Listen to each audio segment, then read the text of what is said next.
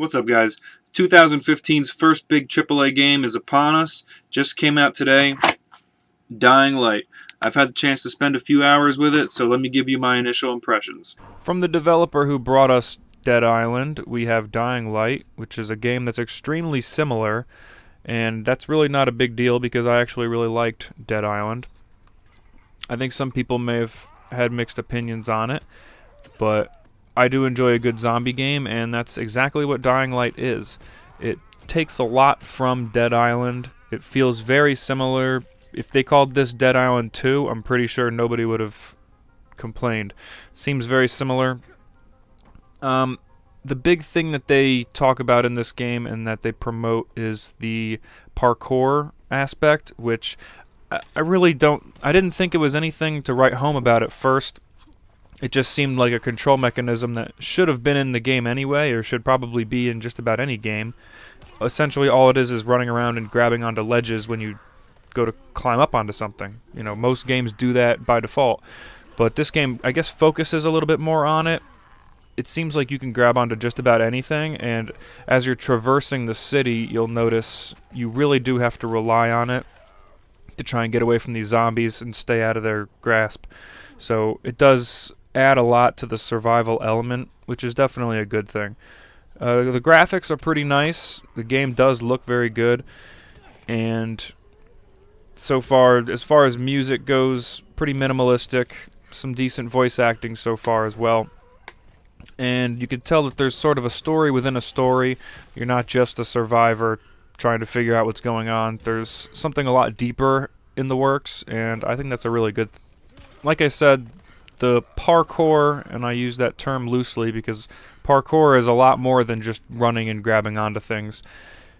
Your character doesn't really do anything impressive, but he can jump some pretty good distances. I mean, this is something that Call of Duty Advanced Warfare did, where you can pull yourself up onto ledges, and they didn't make a big deal out of it. And it's not really a big deal in this game either. So far, from what I've played, the game feels pretty tight. One of my big complaints is that I feel like some of the button configuration should have been a little bit different. I don't like that the jump slash grab button is the shoulder bumper. I feel like it should have been your A or your X, depending on what system you're playing on.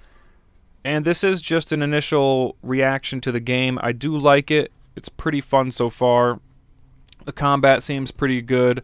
The zombies are actually particularly difficult to kill, at least early in the game. You really got to smack the shit out of them a number of times to get them to stay down, which is a good thing because it makes you really feel like you're in a survival horror sort of game and not just like a Left 4 Dead where you're blowing away hordes of zombies like it's nothing.